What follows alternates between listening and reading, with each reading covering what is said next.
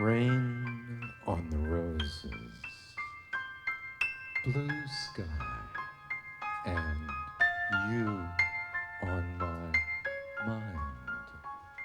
Nothing could be kinder. I'm finding the way.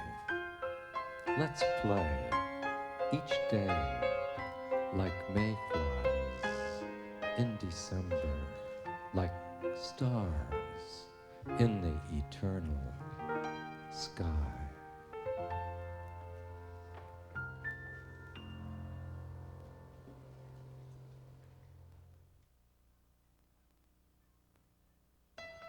Michael McClure, Beat Generation poet and playwright. Ray Manzarek, innovative musician of the psychedelic 60s. This is a merging of minds, a celebration of consciousness between two cultural icons. Our next guests are old friends who have worked together for the past couple of years. Michael McClure is an Obie Award-winning playwright and poet, and also co-author of the Janis Joplin classic song Mercedes-Benz, and keyboard player Ray Manzarek is no stranger to making music to accompany poetry. He was a founding member of The Doors and also the producer of the Los Angeles band X. Here are McClure and Manzarek.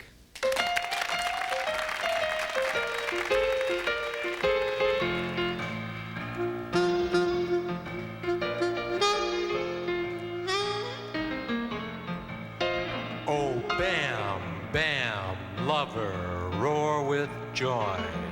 I lion man.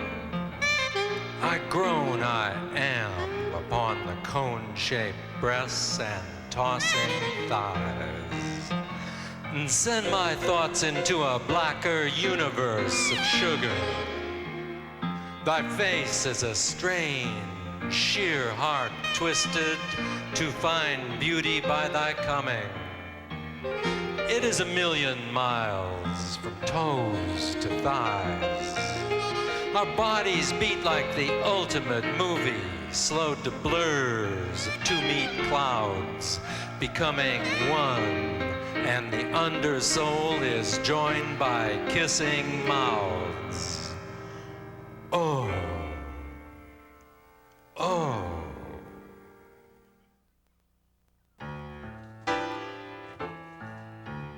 Michael McClure migrated in 1954 from his native Kansas to San Francisco. Once there, he, along with other revolutionary writers, founded the poetry renaissance known as the Beat Generation. In 1960, Ray Manzarek left Chicago to attend the UCLA Film School. There he met Jim Morrison, and after graduation, they co-founded the 60s most notorious American rock band, The Doors. That government is best which governs least. Let me be free of ligaments and tendencies to change myself into a shape that's less than spirit.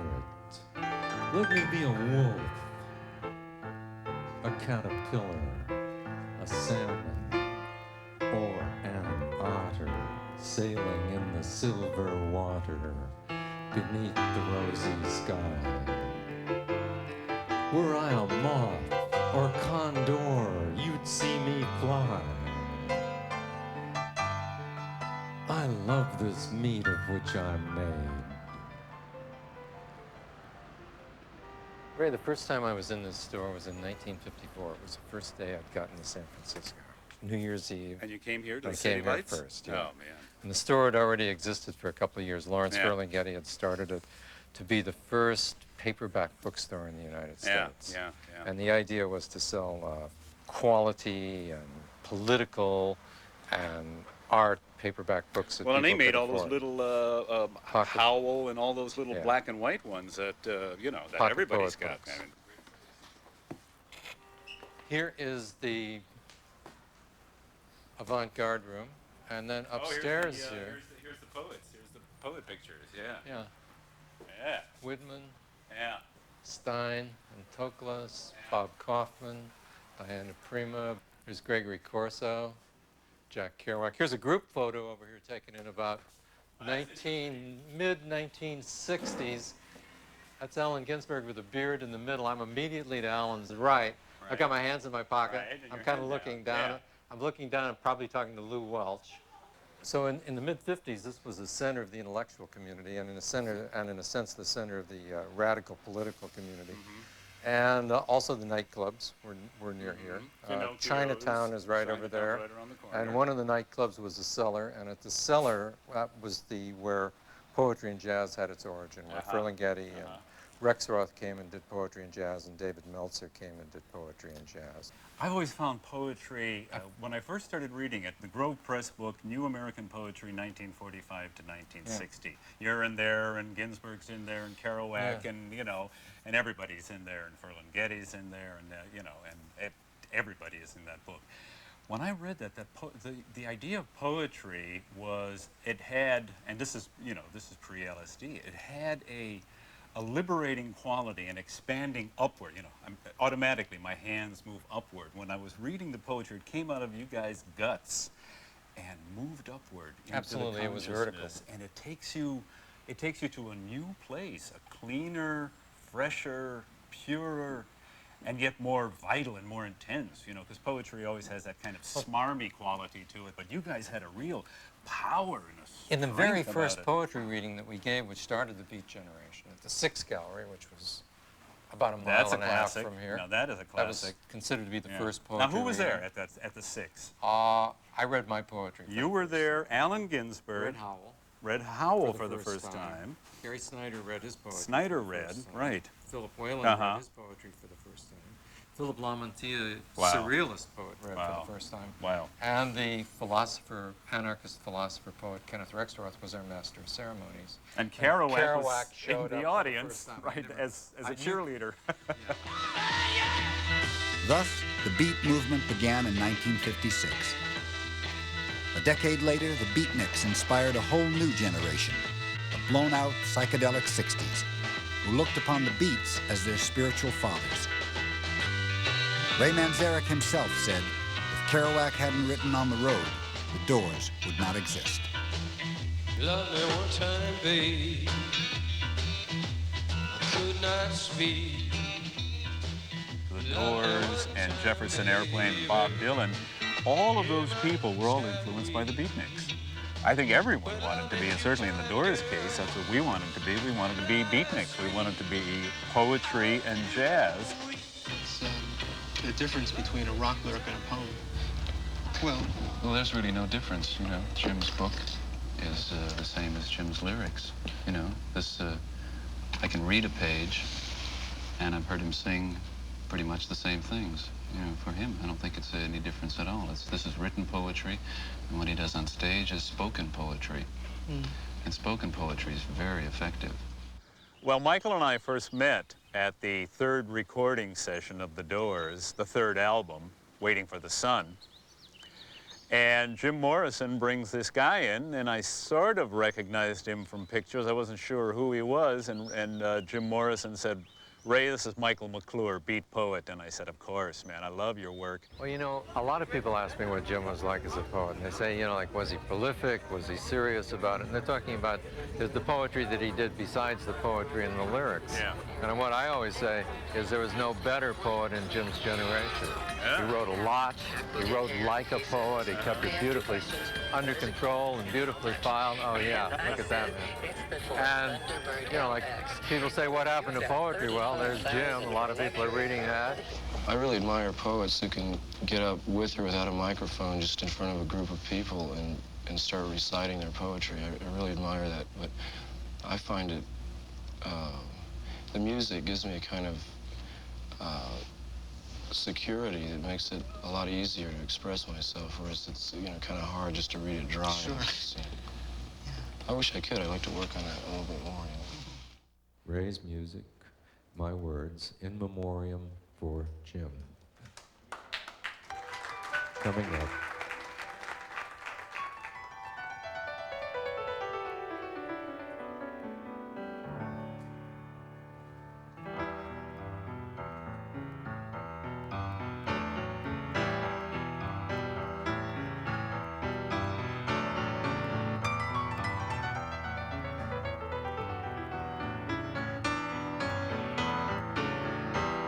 O muse, sing that I be me, be thou, be meat, be me, be I, no ruse, a mammal man, and stand with rainbow robes that drop away and globes that float in air about my hand. A universe in figure eight swirls about my head in flashing neon lighted dots and blurs and spots, and heavy lines of triumph energy that lie within my skin. I raise this knife, this wand, with blade so thin. I lie upon a circled, polished table and leap up to be myself again. Oh, potency, to be myself, soiled soul, spirit again, and nothing more.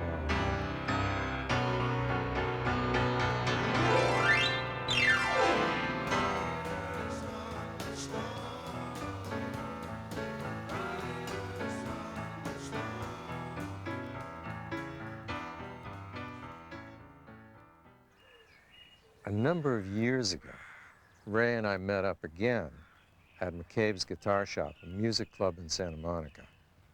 And I was giving a poetry reading with jazz poet Michael C. Ford. And out of nowhere, Ray appeared, sat down at an old beat stand-up piano, and started playing the most beautiful music accompanying Michael Ford's poetry. And I said, I didn't know about this. This is wonderful. And then Michael is reading his great poem, Stanzas in Turmoil. And when I heard Stanzas in Turmoil, I thought, oh my God, I've got to play with this guy, man. This is amazing. Because I hadn't heard Michael read in ages and ages. But hearing him at McCabe's that night was just magnificent. And the Stanzas in Turmoil was actually the piece that got us together, allowing me to play these great C major chords, the wheat fields and the cornfields. And then I found out that you were from Kansas, so we're sharing like the same vision. Yeah. I'm hearing it, you're writing about it, reading it, speaking it. We are the nation. We are the nation. We are the nation. We are the nation. In the glory of the acid rain, we are the nation. In the rising buildings, mammal nation. In the crumbling light, we are the nation. What we are inside, below the social whirling, is the nation. Nation. Nation is the nation. Mammal nation. We're in danger.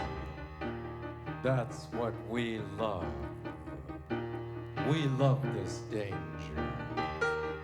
We are deep inside. We are deep inside. We are deep inside. We are deep inside. We are deep inside. We are deep inside. We are deep inside. We are deep inside. We are deep inside, dancing in the car roar, dancing on the beaches in the car roar, dancing on the beaches in the car roar, in the acid rain.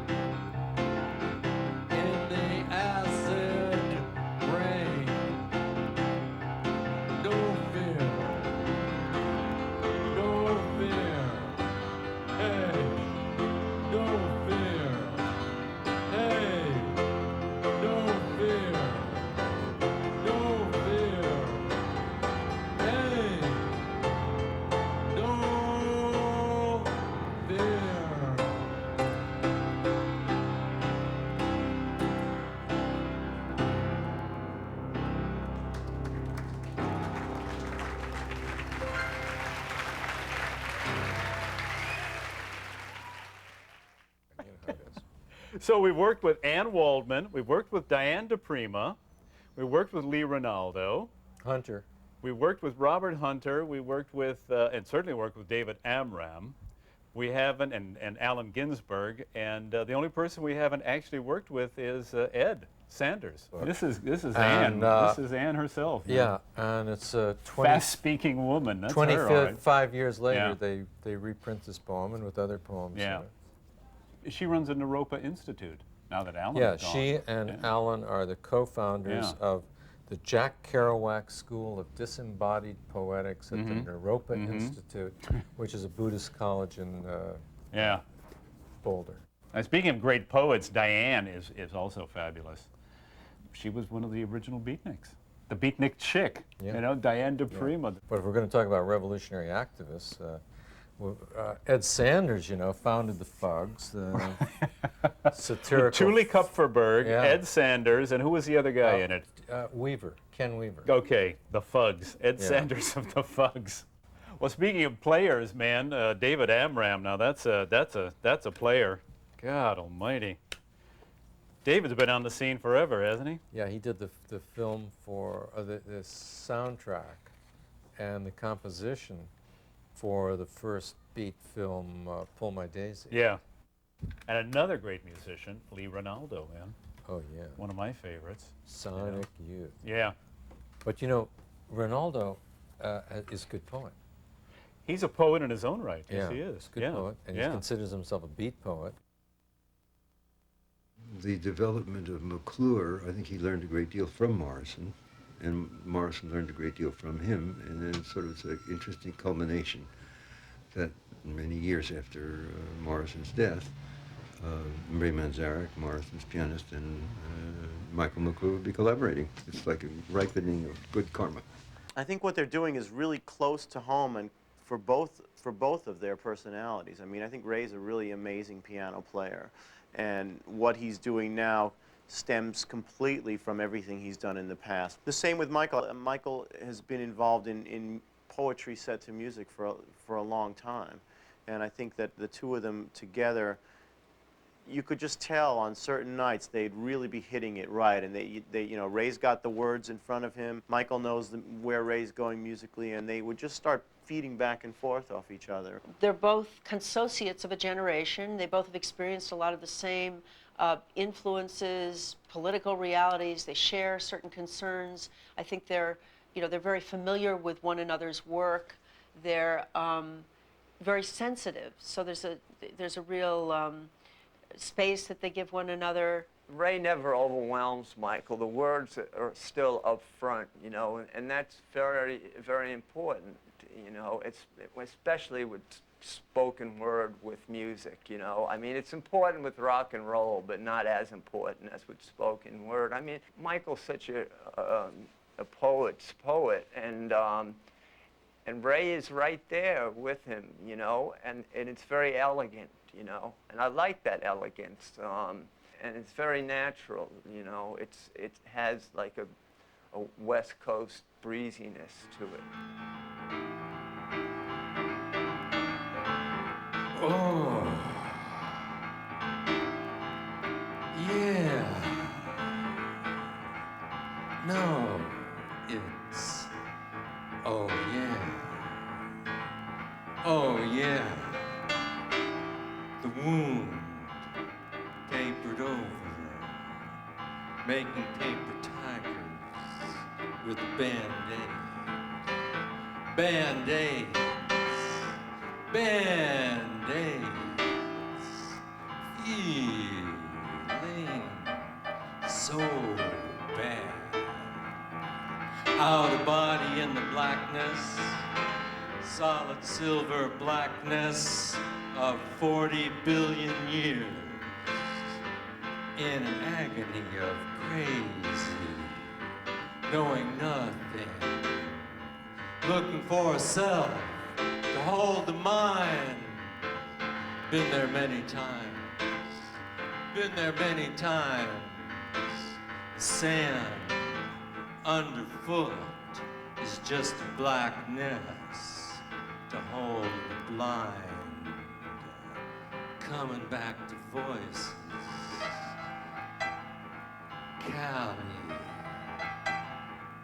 Going back to Cali. Back to Cali. I don't think so. Fornia. Fornia. Not to the furnace, but to the wound. Many years covered over, still deep, still there. Tried to bandage it with long stem roses and with ferns. Lying on the beach, watching chipmunks, bugs, and odd patterns in the leaves, hurting my self-esteem. Poetry has a very ancient wedding with music, and it was the 6 o'clock news of ancient times. It was the way the information of a civilization was maintained and passed on. The first jazz poet that we know of was Homer, because he rapped out the whole Iliad and the Odyssey on a small vessel, a small boat. Someone was playing the lira, which is the Greek equivalent of a lyre or a small lap harp, and I guess someone else must have been writing it down to record that. We don't have the music part, but we still have the Iliad and the Odyssey, which we understand was accompanied by music. And throughout time, in so many cultures, people would read with music.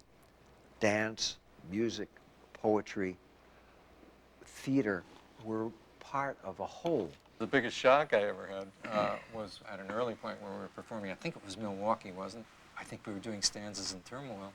And I looked out there, and they were dancing.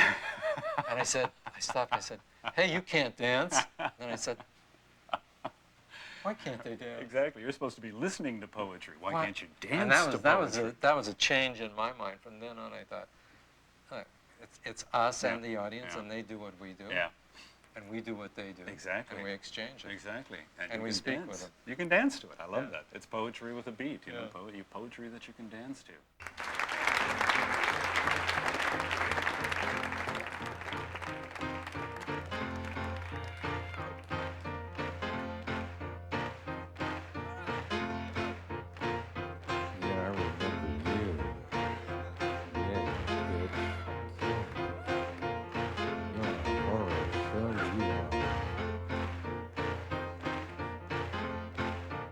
You're the high-heel bitch inside the movie.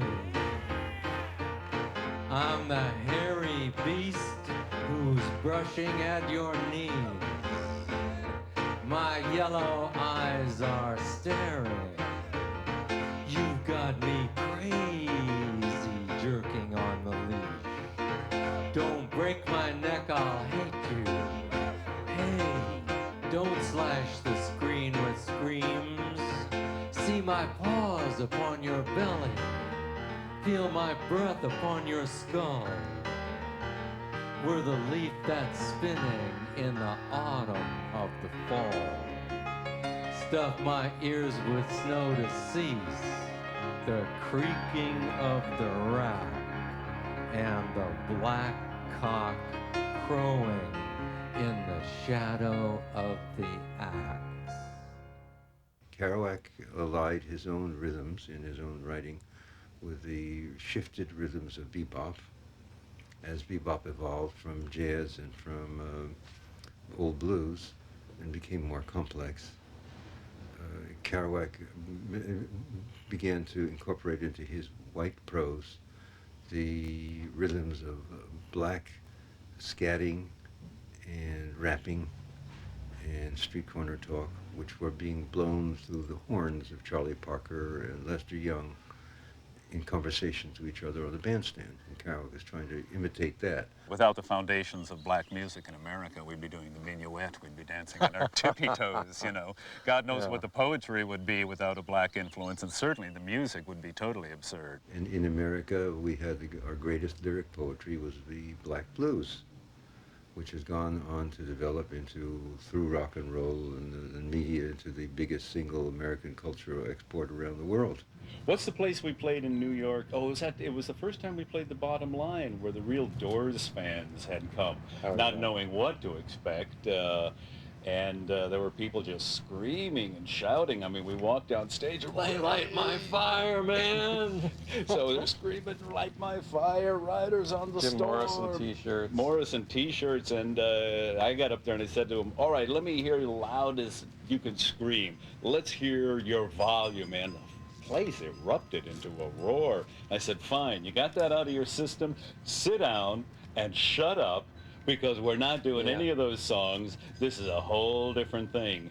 And we started to play the first piece. I forget what it was that night, but at the end of the first piece, Love Lion Blues. some guy, it was Love Lion, yeah, and some guy stood up and said, That's visionary, man.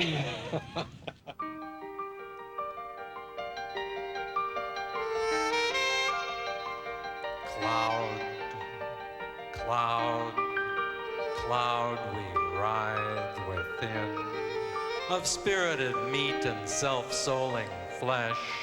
I am not your mesh, nor you my ultimate, but I believe it. I believe thy hand is paw of velveteen, of green or black or rose, and thy nail is loving claw pressed upon my rib. Hail, the brighter truth that burns more pure.